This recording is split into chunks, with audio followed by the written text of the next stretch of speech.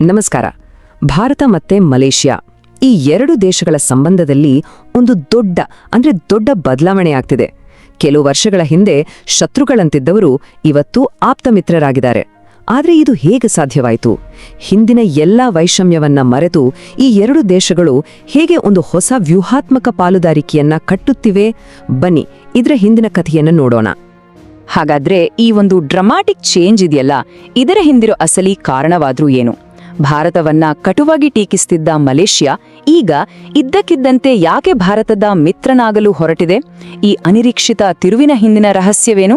ಬನ್ನಿ ಇದನ್ನ ಒಟ್ಟಿಗೆ ಬಿಡಿಸಿ ನೋಡೋಣ. ಈ ಹೊಸ ಫ್ರೆಂಡ್ಶಿಪ್ ಅರ್ಥ ಮಾಡ್ಕೋಬೇಕು ಅಂದ್ರೆ ಮೊದಲು ನಾವು ಸ್ವಲ್ಪ ಹಿಂದಕ್ಕೆ ಹೋಗ್ಬೇಕು. ಅಂದ್ರೆ ಇವರಿಬ್ಬರ ಸಂಬಂಧ ಹಳಸಿ ಹೋಗಿದ್ದ ದಿನಗಳಿಗೆ. ಆಗ ಏನಾಗಿತ್ತು ಅಂತ ನೋಡೋಣ. ನೋಡಿ, 2019ರಲ್ಲಿ ಏನಾಯ್ತು ಅಂದ್ರೆ ಮಲೇಷ್ಯಾದ ಪ್ರಧಾನಿಯಾಗಿದ್ದ ಮಹಾಥಿರ್ ಮೊಹಮ್ಮದ್ ವಿಶ್ವಸಂಸ್ಥೆಯ ವೇದಿಕೆಯಲ್ಲೇ ಕಾಶ್ಮೀರ್ ವಿಷಯದಲ್ಲಿ ಭಾರತವನ್ನ ಟೀಕಿಸಿದ್ರು. ಅಷ್ಟೇ ಅಲ್ಲ, ಭಾರತದ ಸಿಎಎ ಕಾಯ್ದೆಯ ಬಗ್ಗೆಯೂ ಮಾತಾಡಿದ್ರು. ಇದಕ್ಕೆ ಭಾರತ ಸುಮ್ಮನೆ ಕೂರ್ಲಿಲ್ಲ. 2020ರಲ್ಲಿ ಮಲೇಷ್ಯಾದಿಂದ ಬರ್ತಿದ್ದ ಪಾಮ್ ಆಯಿಲ್ ಮೇಲೆ ನಿರ್ಬಂಧ ಹೇರಿತು. ಇದರಿಂದ ಸಂಬಂಧ ಸಂಪೂರ್ಣವಾಗಿ ಹದಗೆಟ್ಟು ಹೋಯಿತು. ಆಗೆಲ್ಲ ಪರಿಸ್ಥಿತಿ ಎಷ್ಟರ ಮಟ್ಟಿಗೆ ಕೆಟ್ಟಿತ್ತು ಅಂದ್ರೆ ಭಾರತವು ಜಮ್ಮು ಮತ್ತು ಕಾಶ್ಮೀರವನ್ನು ಆಕ್ರಮಿಸಿ ವಶಪಡಿಸಿಕೊಂಡಿದೆ ಅಂತ ಮಹಾಥಿರ್ ಮೊಹಮ್ಮದ್ ವಿಶ್ವಸಂಸ್ಥೆಯಲ್ಲೇ ಹೇಳಿದ್ರು. ಇದು ನಿಜಕ್ಕೂ ರಾಜತಾಂತ್ರಿಕ ಮಟ್ಟದಲ್ಲಿ ಒಂದು ದೊಡ್ಡ ಬಿರುಗಾಳಿಯನ್ನೇ ಎಬ್ಬಿಸಿತ್ತು. ಆದ್ರೆ ಈಗ ಸೀನೆ ಪೂರ್ತಿ ಚೇಂಜ್ ಆಗಿದೆ. ಈ ಬದಲಾವಣೆಯ ಹಿಂದಿನ ಅತಿ ದೊಡ್ಡ ಕಾರಣ ಮಲಕ್ಕಾ ಜಲಸಂಧಿ. ಇದೇನಿದು ಸಣ್ಣ ಸಮುದ್ರ ದಾರಿ, ಆದ್ರೆ ಇದು ಹೇಗೆ ಇಡೀ ಜಿಯೋಪಾಲಿಟಿಕ್ಸ್ ಆಟವನ್ನೇ ಬದಲಾಯಿಸ್ತಾ ಇದೆ? ಬನ್ನಿ ನೋಡೋಣ. ಹಾಗಾದ್ರೆ ಈ ಮಲಕ್ಕಾ ಸಂದಿಗ್ಧತೆ ಅಥವಾ ಮಲಕ್ಕಾ ಜಲಮ ಅಂದ್ರೆ ಏನಪ್ಪಾ? ಸಿಂಪಲ್ ಆಗಿ ಹೇಳಬೇಕು ಅಂದ್ರೆ ಇದು ಚೀನಾದ ಒಂದು ದೊಡ್ಡ ವೀಕ್ನೆಸ್.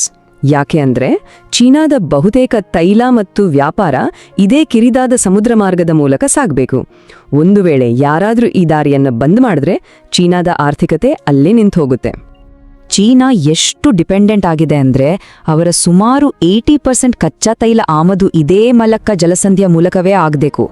ಯೋಚನೆ ಮಾಡಿ, ಒಂದೇ ಒಂದು ದಾರಿ ಮೇಲೆ ಇಷ್ಟೊಂದು ಅವಲಂಬನೆ ಅನ್ನೋದು ಯಾವುದೇ ದೇಶಕ್ಕೆ ದೊಡ್ಡ ರಿಸ್ಕ್ ಅಲ್ವಾ? ಇಲ್ಲಿಗೆ ಬರುತ್ತೆ ಭಾರತದ ಮಾಸ್ಟರ್ ಸ್ಟ್ರೋಕ್.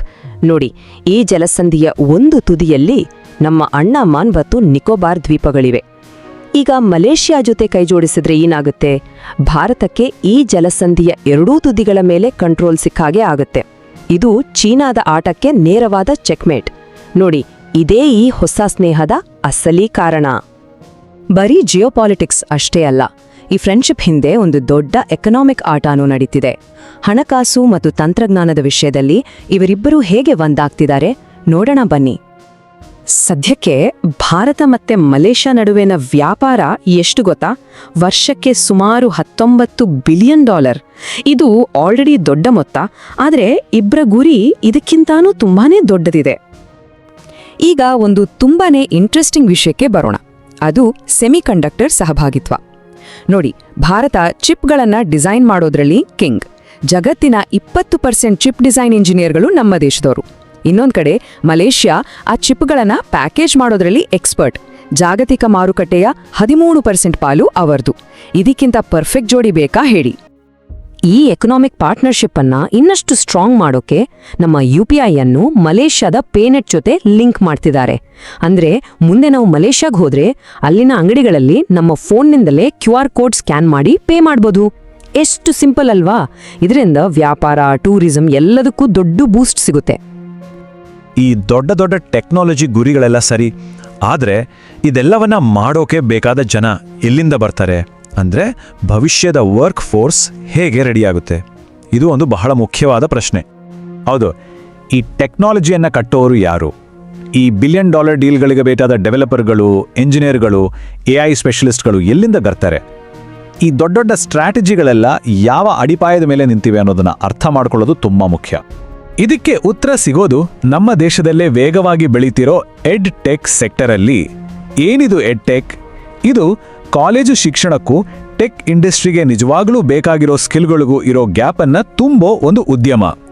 ಉದಾಹರಣೆಗೆ ಬೆಂಗಳೂರಿನ ಟ್ಯಾಪ್ ಅಕಾಡೆಮಿಯ ಪಠ್ಯಕ್ರಮ ನೋಡಿ. ಇಲ್ಲಿ Java full stack development, data structures ಮತ್ತು ಅಲ್ಗಾರಿದಮ್ಸ್, ಆರ್ಟಿಫಿಷಿಯಲ್ ಇಂಟೆಲಿಜೆನ್ಸ್, ಪೈಥಾನ್ ಹೀಗೆಲ್ಲವೂ practical. Ecommerce app, food delivery ಪೋರ್ಟಲ್ನಂತಹ ಲೈವ್ ಪ್ರಾಜೆಕ್ಟ್ಸ್ಗಳ ಮೂಲಕ ಕಲಿಸ್ತಾರೆ. ಅಷ್ಟೇ ಅಲ್ಲ, ಕೆಲಸವನ್ನು ಬೇಗ ಮಾಡೋಕ್ಕೆ AI ಹೇಗೆ ಬಳಸಬೇಕು ಅಂತಲೂ ಟ್ರೈನಿಂಗ್ ಕೊಡ್ತಾರೆ.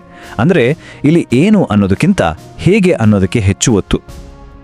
ಅಷ್ಟೇ ಅಲ್ಲ, 2025ರಲ್ಲಿ ಟ್ಯಾಪ್ ಅಕಾಡೆಮಿಯಿಂದ ಪ್ಲೇಸ್ ಆದ ಒಬ್ಬ ವಿದ್ಯಾರ್ಥಿ ಪಡೆದ ಅತಿ ಹೆಚ್ಚು ಸ್ಯಾಲರಿ ಪ್ಯಾಕೇಜ್ ವರ್ಷಕ್ಕೆ 16 ಲಕ್ಷ ರೂಪಾಯಿ. ಇದು ಈ ಥರದ ಪ್ರಾಕ್ಟಿಕಲ್ ಸ್ಕಿಲ್ಗಳಿಗೆ ಇಂಡಸ್ಟ್ರಿಯಲ್ಲೇ ಎಷ್ಟು ಡಿಮ್ಯಾಂಡ್ ಇದೆ, ಎಷ್ಟು ವ್ಯಾಲ್ಯೂ ಇದೆ ಅನ್ನೋದನ್ನು ಸ್ಪಷ್ಟವಾಗಿ ತೋರಿಸುತ್ತೆ. ಆರ್ಥಿಕತೆ ಆಯ್ತು. ಈಗ ಬರೋಣ ಭದ್ರತೆ ವಿಷಯಕ್ಕೆ. ಇದು ಕೂಡ ಈ ಮೈತ್ರಿಯ ಒಂದು ಬಹಳ ಮುಖ್ಯವಾದ ಭಾಗ. ಎರಡೂ ದೇಶಗಳು ಸೇರಿ ಒಂದು ಭದ್ರತಾ ಕವಚವನ್ನ ಹೇಗೆ ನಿರ್ಮಿಸ್ತಿವೆ, ಈಗ ಅದರ ಬಗ್ಗೆ ನೋಡೋಣ. ಭಯೋತ್ಪಾದನೆ ವಿರುದ್ಧ ಒಟ್ಟಾಗಿ ಹೋರಾಡೋದು, ಇಂಟೆಲಿಜೆನ್ಸ್ ಇನ್ಫಾರ್ಮೇಷನ್ ಶೇರ್ ಮಾಡ್ಕೊಳ್ಳೋದು, ಮತ್ತೆ ಮುಖ್ಯವಾಗಿ ಸಮುದ್ರ ಮಾರ್ಗಗಳನ್ನು ಸೇಫ್ ಆಗಿ ಇಟ್ಕೊಳ್ಳೋದು, ಹೀಗೆ ಹಲವು ವಿಷಯಗಳಲ್ಲಿ ಇಬ್ಬರೂ ಜೊತೆಯಾಗಿ ಕೆಲಸ ಮಾಡ್ತಿದ್ದಾರೆ. ರಕ್ಷಣಾ ಸಹಕಾರದಲ್ಲಿ ಇನ್ನೊಂದು ಸ್ಪೆಷಲ್ ವಿಷಯ ಇದೆ, ಅದು ಸು-30 ಫೈಟರ್ ಜೆಟ್. ಯಾಕಂದ್ರೆ ಭಾರತ ಮತ್ತೆ ಮಲೇಷ್ಯಾ ಎರಡೂ ದೇಶಗಳ ಏರ್ಫೋರ್ಸ್ ಇದೇ ಜೆಟ್ಟನ್ನು ಬಳಸ್ತಾ ಇವೆ. ಇದರ ಪರಿಣಾಮ ಏನು ಗೊತ್ತಾ? ನಮ್ಮ HAL ಅಂದರೆ ಹಿಂದೂಸ್ತಾನ್ ಏರೋನಾಟಿಕ್ಸ್ ಲಿಮಿಟೆಡ್ ಈಗ ಮಲೇಷ್ಯಾದ ಸು-30 ಜೆಟ್ಗಳಿಗೆ ಸರ್ವಿಸಿಂಗ್ ಮತ್ತೆ ಸ್ಪೇರ್ ಪಾರ್ಟ್ಸ್ಗಳನ್ನು ಸಪ್ಲೈ ಮಾಡ್ತಿದೆ. ಇದರಿಂದ ಏನಾಗುತ್ತೆ? ಡಿಫೆನ್ಸ್ ವಿಚಾರದಲ್ಲಿ ಮಲೇಷ್ಯಾ ಭಾರತದ ಮೇಲೆ ಅವಲಂಬಿತವಾಗುತ್ತೆ. ಇದು ದೀರ್ಘಕಾಲದ ಸಂಬಂಧಕ್ಕೆ ಒಂದು ಗಟ್ಟಿ ಬುನಾದಿ. ಸರಿ, ಸರ್ಕಾರಗಳು ಸೇನೆಗಳನ್ನೆಲ್ಲ ಬಿಟ್ಟು ನೋಡಿದ್ರೆ ಈ ಸಂಬಂಧವನ್ನ ಬೆಸೆಯೋ ಇನ್ನೊಂದು ಅದ್ಭುತ ಶಕ್ತಿ ಇದೆ. ಅದನ್ನೇ ಜೀವಂತ ಸೇತುವೆ ಅಂತ ಕರೆಯೋದು. ಅಂದ್ರೆ ಅಲ್ಲಿರೋ ನಮ್ಮ ಜನ. ನಿಮ್ಗೆ ಗೊತ್ತಾ, ಮಲೇಷ್ಯಾದಲ್ಲಿ ಸುಮಾರು 29 ಲಕ್ಷ ಭಾರತೀಯ ಮೂಲದ ಜನರಿದ್ದಾರೆ. ಇದು ಆ ದೇಶದ ಜನಸಂಖ್ಯೆಯಲ್ಲಿ 8%. ಇದೊಂದು ಬರೀ ನಂಬರ್ ಅಲ್ಲ, ಇದೊಂದು ದೊಡ್ಡ ಶಕ್ತಿ. ಹಾಗಾದ್ರೆ ಜೀವಂತ ಸೇತುವೆ ಅಂದ್ರೇನು? ಅಲ್ಲಿರೋ ಭಾರತೀಯರು ತಮ್ಮ ತಾಯಿನಾಡು ಭಾರತ ಮತ್ತೆ ತಾವು ವಾಸಿಸೋ ಮಲೇಷ್ಯಾ ನಡುವೆ ಒಂದು ನ್ಯಾಚುರಲ್ ಬ್ರಿಡ್ಜ್ ತರ ಕೆಲಸ ಮಾಡ್ತಾರೆ. ಕಲ್ಚರ್, ಬಿಸ್ನೆಸ್, ಪಾಲಿಟಿಕ್ಸ್ ಎಲ್ಲವನ್ನೂ ಕನೆಕ್ಟ್ ಮಾಡ್ತಾರೆ. ಇದು ಬರೀ ಜನಸಂಖ್ಯೆ ಅಲ್ಲ, ಇದೊಂದು ಸ್ಟ್ರಾಟಜಿಕ್ ಆಸೆಟ್. ಇಂಟರ್ನ್ಯಾಷನಲ್ ರಿಲೇಷನ್ಸ್ ಅಲ್ಲಿ ಒಂದು ಫೇಮಸ್ ಮಾತಿದೆ, ಯಾರೂ ಶಾಶ್ವತ ಮಿತ್ರರಲ್ಲ, ಯಾರೂ ಶಾಶ್ವತ ಶತ್ರುಗಳಲ್ಲ, ಶಾಶ್ವತವಾಗಿರೋದು ಹಿತಾಸಕ್ತಿಗಳು ಮಾತ್ರ. ಈ ಮಾತು ಭಾರತ ಮಲೇಷಿಯಾ ಸಂಬಂಧಕ್ಕೆ 100ಕ್ಕೆ 100 ಸತ್ಯ.